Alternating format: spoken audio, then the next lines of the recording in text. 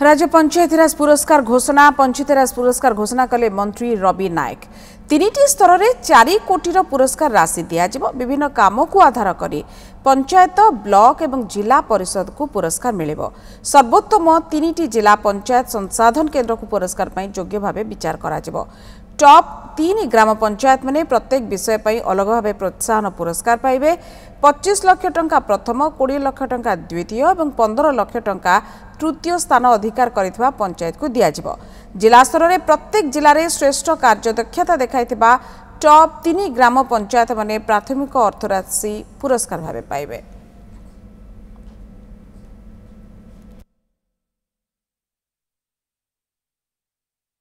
आजिकार सरकार एक ग्राम स्वराज सुशासन प्रतिष्ठा करने लक्ष्य रखिछंती।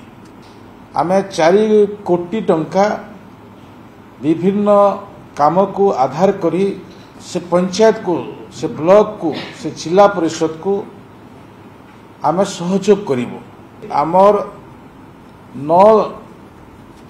9 थीम को नहीं आमे लोकन को सहयोग करिवो, पंचायत को सहयोग करिवो, पंचायत समिति को सहयोग करिवो, आम जिला परिषद को सहयोग करिवो।